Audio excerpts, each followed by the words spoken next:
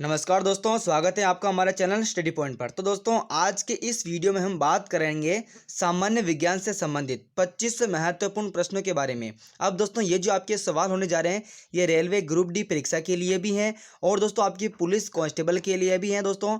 और राजस्थान से संबंधित आपके स्टेट लेवल से जो भी एग्जाम होते हैं उसके अंदर अगर आपके साइंस हैं उस सिलेबस के अंदर, तो उससे भी आपके संबंधित हैं ये 25 महत्वपूर्ण सवाल। तो अगर दोस्तों आपको यह वीडियो अच्छा लगता है तो वीडियो को लाइक कर देना और अपने दोस्तों के साथ शेयर कर देना। चलिए दोस्तों, हमारे सवालों को शुरू करते हैं। तो दोस्तों, हमारा सबसे पहला जो सवाल है ये आपके सामने स्क्रीन पर आ चुका है। देखिए दोस्तों, सवाल नंबर 1 है, रक्त में सफ़ेद रक्त कण डॉट डॉट डॉट होते हैं। तो दोस्तों, इसके 4 ऑप्शन है। प्रोटीन हीमोग्लोबिन ले जाते हैं, पोषक तत्वों को ले जाते हैं, शरीर को संक्रमण से बचाते हैं या खून जमने में मदद करते हैं। तो दोस्तों, रक्त में जो सफ़ेद रक्त कण होते हैं वो दोस्तों शरीर को संक्रमण से बचाते हैं। तो यानी कि आपका यहाँ पर 3 वाला ऑप्शन बिल्कुल सही हो जाएगा। ठीक है दोस्तों, इसका साथ ही आपको आंसर मिल जाएगा। चलो दोस्तों, सवाल नंबर 2 है। सवाल नंबर 2 देखिए।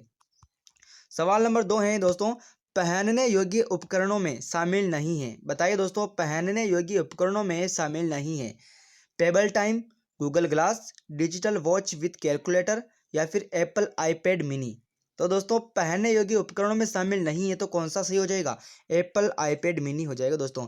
पेबल टाइम पहनते हैं, गूगल ग्लास भी पहनते हैं, डिजिटल वॉच विथ कैलकुलेटर वाला भी पहनते हैं, लेकिन दोस्तों एप्पल आईपैड ये नहीं पहनते हैं। ठीक है दोस्तों, ये पहनने योग्य उपकरण नहीं है। चलिए दोस्तों, सवाल नंबर अगला है। देखिए, सवाल नंबर अगला है IUCN।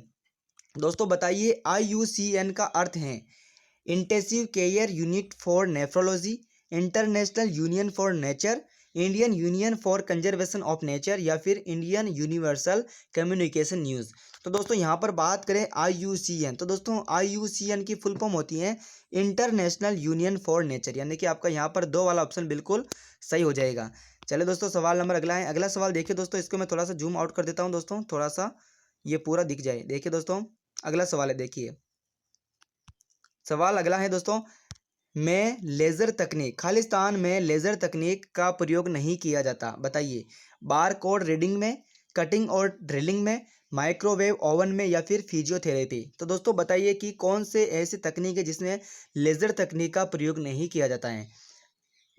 तो दोस्तों, लेज़र तकनीक का प्रयोग नहीं किया जाता है तो दोस्तों वो किया जाता है माइक्रोवेव ओवन में। माइक्रोवेव ओवन में लेज़र तकनीक का प्रयोग नहीं किया जाता है। दोस्तों ध्यान रखिए, नहीं किया जाता है पूछ रहे हैं। ठीक है, चलिए सवाल अगला देखिए। अगला सवाल है दोस्तों, यहाँ पर अगला सवाल आ चुका है। सामान्यतः रक्त कैंसर के रूप में निम्नलिखित में से किसे वर्गीकृत नहीं किया जाता है। बताइए, कार्सिनोमा, ल्यूकेमिया, माइलोमा या फिर लिम्फोमा। बताइए, सामान्य रक्त कैंसर के रूप में निम्नलिखित में से किसे वर्गीकृत नहीं किया जाता है। तो दोस्तों, कार्सिनोमा को वर्गीकृत नहीं किया जाता है, यानी कि आपका यहाँ पर पहला ऑप्शन, यानी कि आपका ए वाला ऑप्शन कह दो या फिर ए वाला ऑप्शन कह दो, ये आपका सही हो जाएगा, कार्सिनोमा। चलिए, सवाल अगला है दोस्तों, इसका थोड़ा सा मैं जूम कर देता हूँ ताकि थोड़ा सा देखिए। अगला सवाल है, देखिए दोस्तों, सभी प्रकार की मिट्टी के गठन के लिए मूलभूत सामग्री हैं वो कौन सी हैं। बताइए, रेत, पानी के बहाव से लाई हुई मिट्टी, चट्टान या फिर तलछट।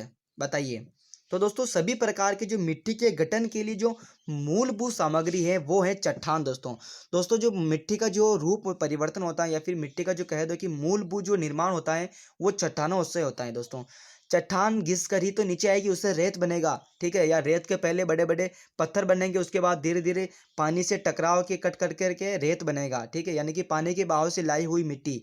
तो दोस्तों चट्टान होगी तभी तो उसके ऊपर पानी गिरेगा और पानी गिरने से उसके रिसाव के साथ छोटे छोटे कण टूट टूट करके नीचे आएंगे, उससे रेत का निर्माण होगा। और दोस्तों रेत से ही चट्टान या फिर आपकी कह दो मिट्टी का निर्माण होता है। तो दोस्तों यहाँ पर मूलभूत सामग्री बात करें तो यहाँ पर मूलभूत सामग्री जो हो जाएगी मिट्टी के गठन के लिए वो हो जाएगी चट्टान। तो यानी कि आपका यहाँ पर 3 वाला ऑप्शन बिल्कुल सही हो जाएगा। चलो दोस्तों, सवाल नंबर अगला है। अगला सवाल देखिए दोस्तों, पाचन तंत्र में मौजूद आमाशय रस में शामिल होता है। दोस्तों बताइए, पाचन तंत्र में मौजूद आमाशय रस में खालिस्तान शामिल होता है, क्या शामिल होता है? HCl, NaCl, HNO या फिर KCl। तो दोस्तों पाचन तंत्र में जो मौजूद आमाशय में जो रस शामिल होता है वो होता है HCl। जी हाँ दोस्तों, HCl सामान्य रूप से पाया जाता है, ये रस पाया जाता है सामान्य आमाशय के अंदर, ठीक है। तो यानी कि आपका ए वाला ऑप्शन बिल्कुल सही हो रहा है। चलिए सवाल नंबर अगला है दोस्तों। अगला सवाल देखिए, लेजर के प्रयोग से की जाने वाली 3D इमेजिंग प्रक्रिया, लेजर के प्रयोग से की जाने वाली 3D इमेजिंग प्रक्रिया कहलाती है दोस्तों, क्या कहलाती हैं? लेजर के प्रयोग से जो 3D इमेजिंग बनाई जाती है उसे क्या कहते हैं? होलोग्राफी, रेडियोग्राफी, सोनोग्राफी या फिर कार्डियोग्राफी। तो दोस्तों यहाँ पर बात करें लेजर के प्रयोग से जो 3D इमेजिंग बनाई जाती है, जो तीन ओर से दिखाई देती है दोस्तों, 3D इमेजिंग यानी कि आपका देखिए ये तो आपको 2D हो गया। अब दोस्तों मैं इसको 3D बना देता हूँ, ठीक है। लेजर के प्रयोग से मैं इसको 3D बना देता हूँ।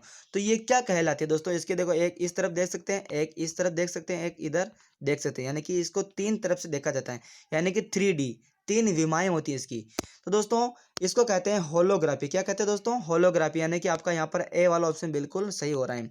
चलिए सवाल अगला देखिए, किस ग्रह को बोना ग्रह कहा जाता है? जी हाँ दोस्तों, किस ग्रह को बोना ग्रह कहा जाता है? प्लूटो, सेरस, नेपच्यून या फिर एरिस?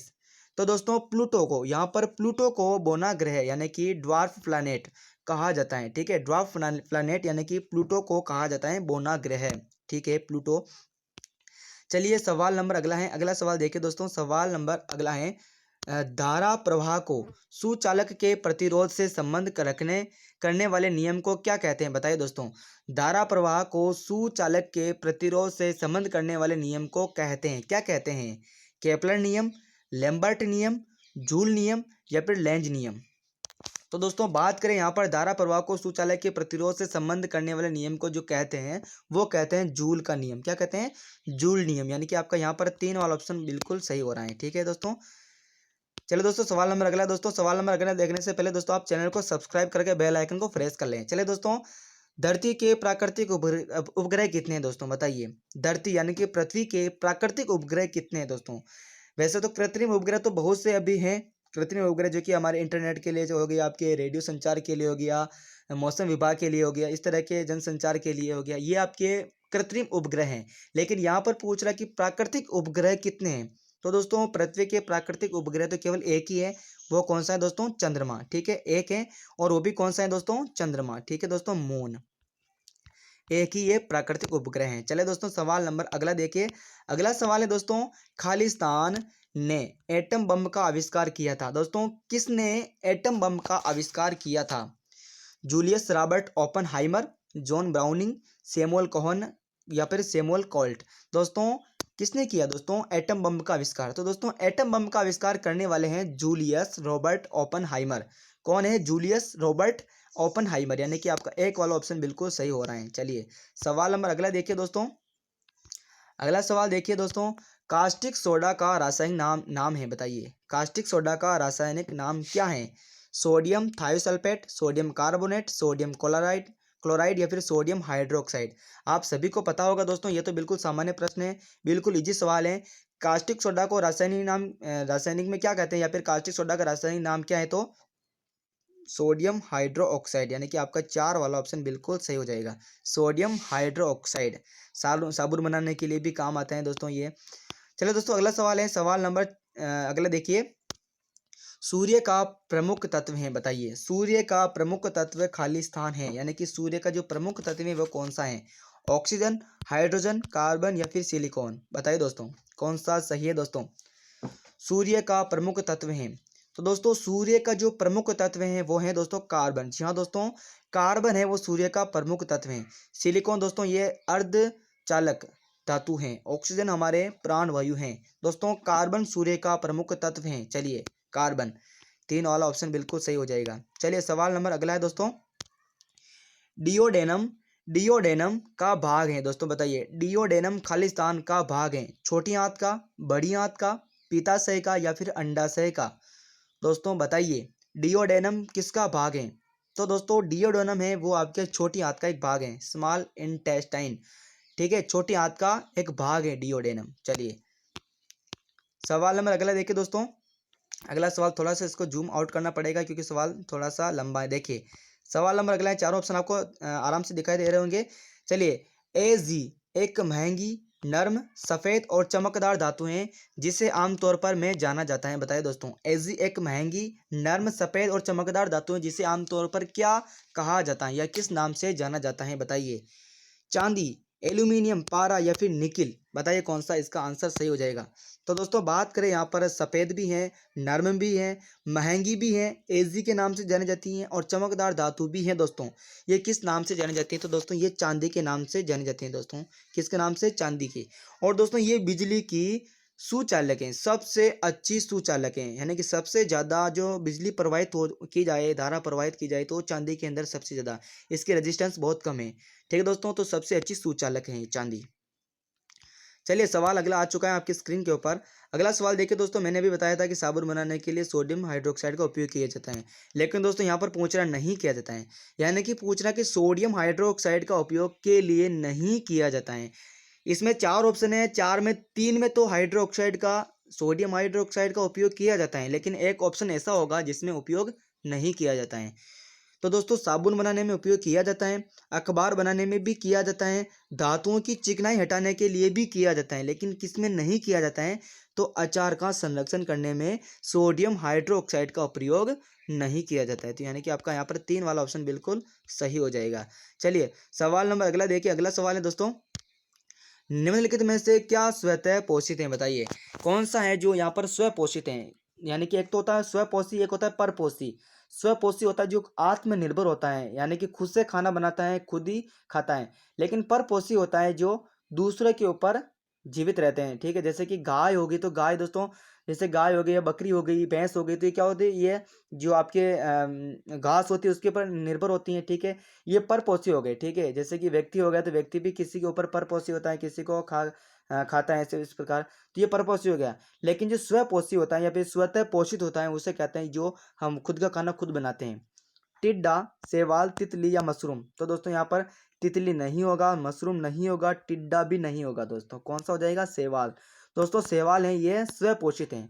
ठीक है, शैवाल। दो वाला ऑप्शन बिल्कुल सही हो जाएगा।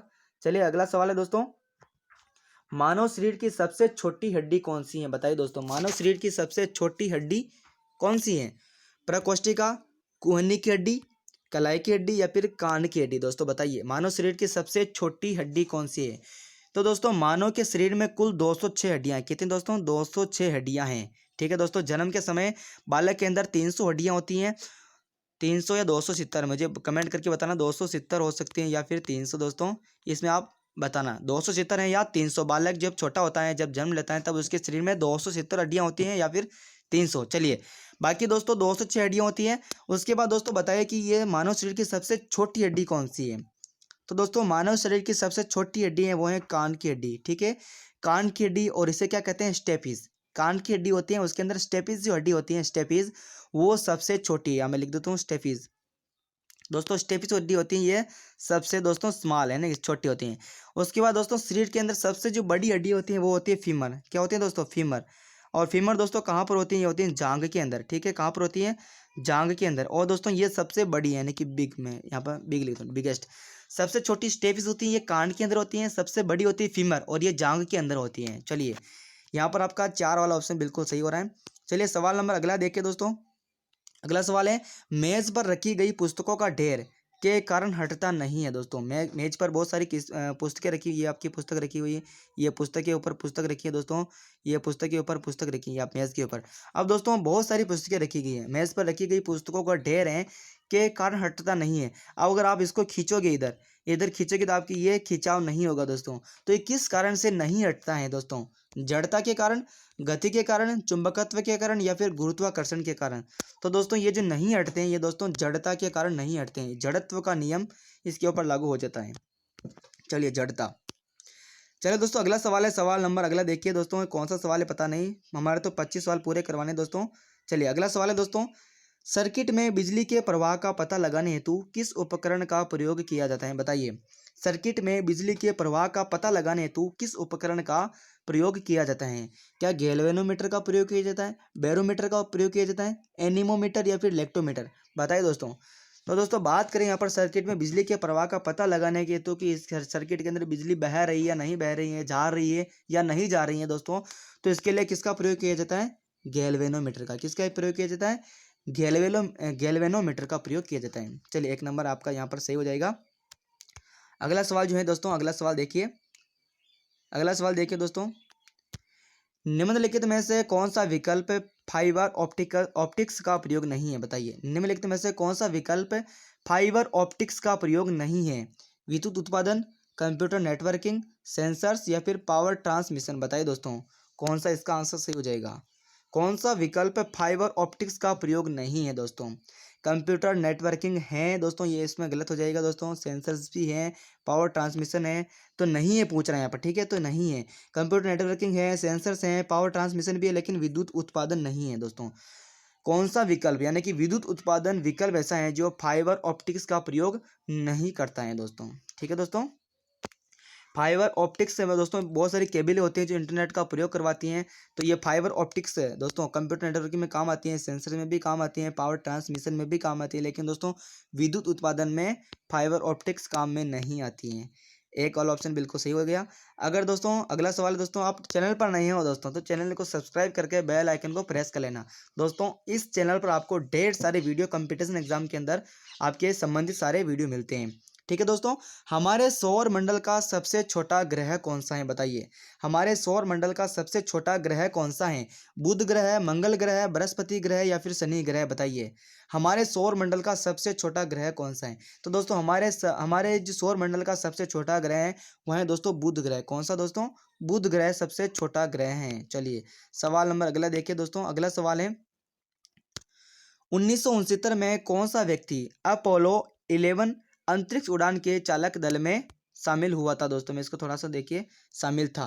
देखिए 1969 में कौन सा व्यक्ति अपोलो 11 अंतरिक्ष उड़ान के चालक दल में शामिल था? यूरी गागरिन, एलन शेपर्ड, पिट कॉनरेड या फिर नील आर्मस्ट्रांग। तो दोस्तों कौन सा हो जाएगा यहाँ पर?